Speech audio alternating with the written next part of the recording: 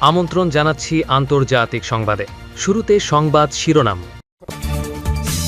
Iran যুদ্ধের ইতি টানছে যুক্তরাষ্ট্র ও ইসরায়েল, পাল্টে যাচ্ছে মধ্যপ্রাচ্যের মানচিত্র। মার্কিন সেনাদের নাস্তানাবুদ করার দাবি ইরানের, নাকানি চুবানি খেয়ে পালালো আমেরিকা। ইরান যুদ্ধে চীনের অস্ত্রেই দাপট দেখাচ্ছে ইরান, দাবি বিশ্লেষকদের।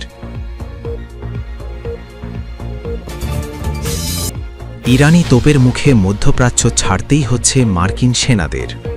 এতক্ষণ শুনছিলেন সংবাদ শিরোনাম, এবারে বিস্তারিত সংবাদ। তবে তার আগে অনুরোধ থাকবে ভিডিওটিতে একটি লাইক দিয়ে কমেন্ট করে জানিয়ে দিন কোন জেলা বা দেশ থেকে ভিডিওটি দেখছেন ও শুনছেন। ইরান এবং মার্কিন যুক্তরাষ্ট্রের দীর্ঘদিনের দ্বন্দ্বে এবার কি সরাসরি জড়িয়ে পড়েছে চীন? প্রশ্নটা বহুদিন ধরেই উঠছে। পশ্চিমা গণমাধ্যমগুলো বলার চেষ্টা করছে আধুনিক কৃত্রিম বুদ্ধিমত্তা এবং শক্তিশালী মিসাইল তৈরির সরঞ্জাম সরবরাহ করে ইরানকে এক ভয়ঙ্কর যুদ্ধের পথে এগিয়ে দিচ্ছে বেইজিং। রিপোর্ট বলছে মার্কিন নৌবহর আর বিমান ঘাঁটির প্রতি মুহূর্তের মুভমেন্ট এখন ইরানের নখ দর্পণে। আর এই অসাধ্য সাধন করে দিচ্ছে চীনের হাইটেক ইন্টেলিজেন্স সংস্থাগুলো। ওপেন সোর্স ডেটা এবং বাণিজ্যিক স্যাটেলাইট ব্যবহার করে মার্কিন রণতরীর গতিপথ বিশ্লেষণ করছে চীনা এআই, যা সরাসরি পৌঁছে যাচ্ছে তেহরানের কমান্ড সেন্টারে। তবে কেবল তথ্যের আদান প্রদানই নয়, খবর রয়েছে আরও ভিন্ন কিছুর। অন্তত 5টি চীনা জাহাজ ইতোমধ্যে ইরানের বন্দরে পৌঁছে দিয়েছে মিসাইল তৈরির অতি গোপনীয় রাসায়নিক উপাদান সোডিয়াম পারক্লোরেট। এটি এমন এক উপাদান যা ছাড়া সলিড ফুয়েল রকেট বা ব্যালিস্টিক মিসাইল তৈরি করা অসম্ভব। গত কয়েক সপ্তাহে মার্কিন বিমান হামলায় ইরানের যেসব রকেট ফুয়েল কারখানা ধ্বংস হয়েছিল, বেইজিংয়ের সরাসরি মদদে সেগুলো এখন আবারও প্রাণ ফিরে পাচ্ছে। বিশ্লেষকরা বলছেন ইরানকে আবারও সশস্ত্র করে তুলে সরাসরি ওয়াশিংটনকে চ্যালেঞ্জ ছুড়ে দিচ্ছে শি জিনপিং প্রশাসন। কিন্তু কেন এই চরম ঝুঁকি নিচ্ছে চীন? পশ্চিমা বিশেষজ্ঞরা বলছেন এর পেছনে রয়েছে চীনের সামরিক খাতের গভীর চেষ্টা। পিপলস লিবারেশন আর্মির সাথে যুক্ত চীনা টেক ফার্মগুলো যুদ্ধের এই আবহে বিপুল অর্থ কামিয়ে নিচ্ছে, আর তাদের নেপথ্যে রয়েছে খোদ চীনা সামরিক কর্মকর্তাদের প্রচ্ছন্ন সমর্থন। অনেকে মনে করছেন ভেনেজুয়েলায় মার্কিন অপারেশনের কাছে গোয়েন্দা ব্যর্থতার গ্লানি ঢাকতেই ইরানকে এই বড় মাপের সহযোগিতা দিচ্ছে বেইজিং। বিশ্বমঞ্চে নিজেদের সামর্থ্য প্রমাণ করতে ইরানকে দাবার গুটি হিসেবে ব্যবহার করছে চীন। সবচেয়ে উদ্বেগের বিষয় হলো এসব চীনা সংস্থাগুলো সরকারি নয়, বরং নিজেদের বেসরকারি বলে দাবি করে। এর ফলে আন্তর্জাতিক নিষেধাজ্ঞার ফাঁক দিয়ে পার পেয়ে যাচ্ছে তারা। অথচ এদের প্রত্যেকটির হাতে রয়েছে চীনের জাতীয় সামরিক স্ট্যান্ডার্ডের বিশেষ লাইসেন্স। রাশিয়ার পর চীন হলো দ্বিতীয় পরাশক্তি যারা সরাসরি ইরানকে গোয়েন্দা তথ্য দিয়ে সাহায্য করছে। এর ফলে মার্কিন সেনাদের অবস্থান এবং সরবরাহ লাইনে হামলা চালানো ইরানের জন্য এখন সময়ের ব্যাপার মাত্র। মধ্যপ্রাচ্যের আকাশে এখন যুদ্ধের কালো মেঘ আরও ঘনীভূত হচ্ছে। একজন অবসরপ্রাপ্ত মার্কিন গোয়েন্দা কর্মকর্তার কণ্ঠে ঝরে পড়েছে চরম ক্ষোভ। তিনি প্রশ্ন তুলেছেন, কেন এখনও এই ইরানি জাহাজগুলোকে সমুদ্রে ডুবিয়ে দেওয়া হচ্ছে না? কেন চীনা কোম্পানিগুলোর ওপর নিষেধাজ্ঞা দিয়ে তাদের গতিরোধ করা হচ্ছে না? তবে আমেরিকার হাত পা বাঁধা, এক ইরানের সঙ্গেই কুলাতে পারছে না। এই মুহূর্তে চীনের সাথে লাগতে গেলে নাকাল হওয়া ছাড়া আর কিছুই করার নেই। কাগজের শক্তি আর ময়দানের যুদ্ধ দুটোই যে পুরোপুরি ভিন্ন। মধ্যপ্রাচ্যে কি বড় কিছু হতে যাচ্ছে? যুক্তরাষ্ট্র, ইরান এবং মধ্যপ্রাচ্যের একাধিক মধ্যস্থতাকারী দেশ ৪৫ দিনের একটি যুদ্ধবিরতির শর্ত নিয়ে আলোচনা করছে। এই যুদ্ধবিরতির মাধ্যমে চলমান সংঘাত চূড়ান্তভাবে বন্ধ হতে পারে বলে ধারণা করছেন আলোচনা সংশ্লিষ্ট যুক্তরাষ্ট্র, ইসরায়েল ও মধ্যস্থতাকারী দেশগুলোর কর্মকর্তারা। ইরানকে মার্কিন প্রেসিডেন্ট ডোনাল্ড ট্রাম্পের দেয়া ১০ দিনের সময়সীমা সোমবার সন্ধ্যায় শেষ হওয়ার কথা থাকলেও বাড়ানো হয়েছে আরও ২০ ঘন্টা। ট্রুথ সোশ্যালে নতুন সময়সীমা ঘোষণা করে ট্রাম্প লিখেছেন মঙ্গলবার রাত ৮টা। সূত্রগুলো জানিয়েছে আগামী ৪৮ ঘন্টার মধ্যে একটি আংশিক সমঝোতায় পৌঁছানোর সম্ভাবনা খুবই কম। তবে শেষ মুহূর্তের প্রচেষ্টা এখন যুদ্ধবন্ধের একমাত্র উপায়। এই প্রচেষ্টা ব্যর্থ হলে যুদ্ধের ব্যাপক বিস্তার ঘটতে পারে। যুক্তরাষ্ট্র তখন ইরানের বেসামরিক অবকাঠামোর উপর বড় ধরনের হামলা চালাতে পারে। জবাবে উপসাগরীয় দেশগুলোর জ্বালানি ও পানির স্থাপনায় পাল্টা আঘাত হানতে পারে ইরান। ট্রাম্প এক্সিওসকে বলেন, ইরানের সঙ্গে নির্ধারিত সময়সীমার আগে একটি চুক্তিতে পৌঁছানো সম্ভব, তবে তেমনটি না হলে তিনি ইরানের সবকিছু ধ্বংস করে দেওয়ার হুমকি দেন। দুটি সূত্র জানিয়েছে, ইরানের জ্বালানি স্থাপনায় যুক্তরাষ্ট্র ইসরায়েলের যৌথ বৃহৎ বিমান হামলার পরিকল্পনা প্রস্তুত রয়েছে। তবে ট্রাম্পের সময়সীমা বাড়ানোর উদ্দেশ্য ছিল একটি চুক্তিতে পৌঁছানোর শেষ সুযোগ দেয়া। একজন মার্কিন কর্মকর্তা জানান, সাম্প্রতিক দিনগুলোতে ইরানকে একাধিক প্রস্তাব দিয়েছে ট্রাম্প প্রশাসন, তবে এখন পর্যন্ত ইরান সেগুলো গ্রহণ করেনি। সূত্রগুলো বলছে, প্রথম ধাপে সম্ভাব্য ৪৫ দিনের যুদ্ধবিরতি থাকবে। প্রয়োজন হলে এই যুদ্ধবিরতির মেয়াদ বাড়ানো যেতে পারে, এমনটিও জানিয়েছেন একটি সূত্র। দ্বিতীয় ধাপে থাকবে যুদ্ধ সম্পূর্ণভাবে শেষ করার চূড়ান্ত চুক্তি। ইরানের আকাশে অভিযান চালাতে গিয়ে বড় ধরনের বেইজ্জতি হয়েছে যুক্তরাষ্ট্র। ইরানের আকাশ প্রতিরক্ষা ব্যবস্থার আঘাতে একটি মার্কিন যুদ্ধবিমান ধ্বংস হলেও এতে থাকা পাইলটকে উদ্ধারে অভিযান চালায় মার্কিন বাহিনী। কিন্তু সেই উদ্ধার অভিযানে আসা আরও কয়েকটি মার্কিন যুদ্ধবিমান ধ্বংস করেছে ইরান, যা মার্কিন বাহিনীর জন্য বিশাল ধাক্কা। এতে করে ইরানি বাহিনীর কাছে যুক্তরাষ্ট্রের বিশাল কৌশলগত পরাজয় হয়েছে বলে মনে করছেন অনেক। ইরানের খাতামাল আম্বিয়া কেন্দ্রীয় সদর দফতরের মুখপাত্র দাবি করেছেন যে ভূপাতিত হওয়া মার্কিন যুদ্ধবিমানের পাইলটকে উদ্ধারের জন্য পরিচালিত একটি বিশেষ অভিযান পুরোপুরি ব্যর্থ করে দিয়েছে ইরানি বাহিনী। দক্ষিণ ইস্পাহানের একটি পরিত্যক্ত বিমানবন্দরে এই উদ্ধার অভিযান চালানোর সময় ইরানি সশস্ত্র বাহিনীর হস্তক্ষেপে দুটি মার্কিন C-130 পরিবহন বিমান এবং দুটি ব্ল্যাক হক হেলিকপ্টার ধ্বংস করার দাবি করেন তিনি। এই ঘটনাকে ১৯৪০ সালের ২৫ এপ্রিলের তাবাস মরুভূমির ঘটনার সাথে তুলনা করেছেন লেফটেন্যান্ট কর্নেল ইব্রাহিম। সেই সময় মার্কিন কমান্ডো ইরানি জিম্মি উদ্ধারে এসে বালুঝড়ের কবলে পড়ে শোচনীয়ভাবে পরাজিত হয়েছিল। ইরানি বাহিনীর এই কর্মকর্তা বলেন, পরাজিত হয়ে মার্কিন প্রেসিডেন্ট ট্রাম্প এখন মিথ্যা তথ্য এবং মনস্তাত্ত্বিক যুদ্ধের মাধ্যমে এই ব্যর্থতা ঢাকার চেষ্টা করছেন। যদিও রণক্ষেত্রের বাস্তব চিত্র ইরানের আধিপত্যই প্রমাণ করছে বলেও ট্রাম্পকে খোঁচা দেন তিনি।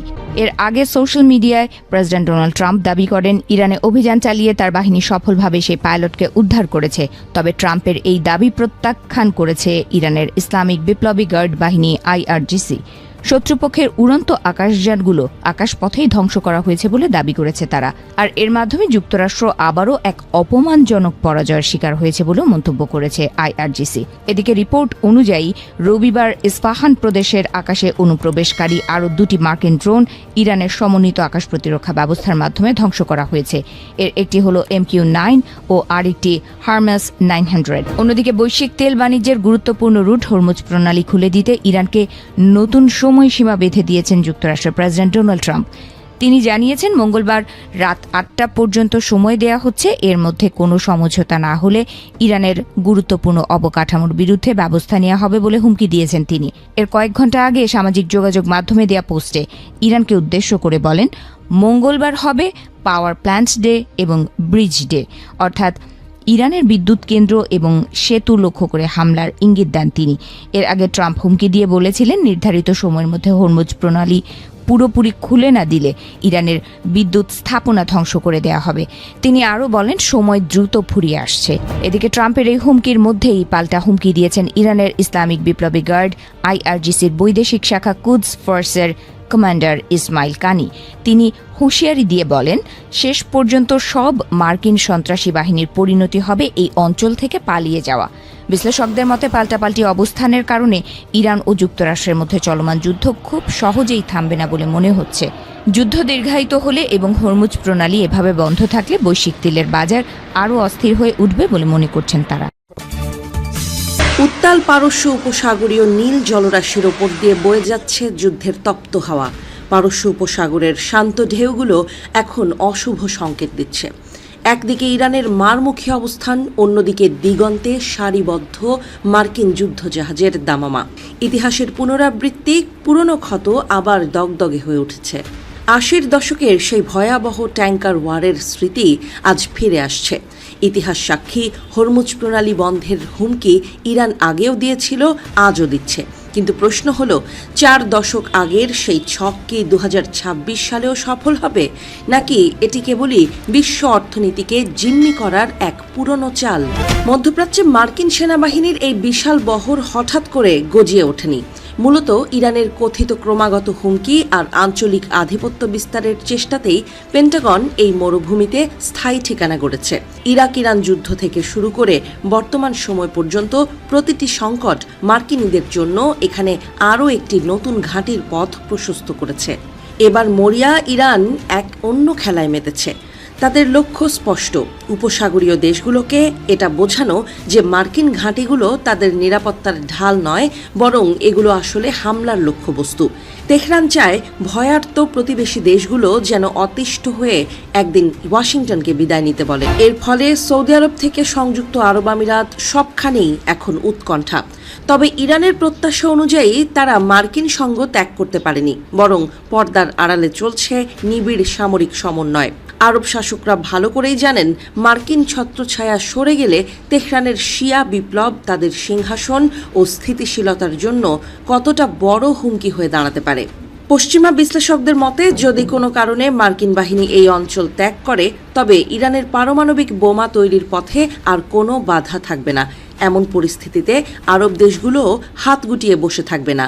রিয়াদ বা আবুধাবি তখন নিজেদের অস্তিত্ব রক্ষায় পারমাণবিক অস্ত্র কেনার বা তৈরির দৌড়ে নামবে, যা পুরো বিশ্বকে এক মহাপ্রলয়ের দিকে ঠেলে দেবে। লন্ডন ও ওয়াশিংটনের মধ্যে এখন গোপন বার্তার আদান প্রদান তুঙ্গে।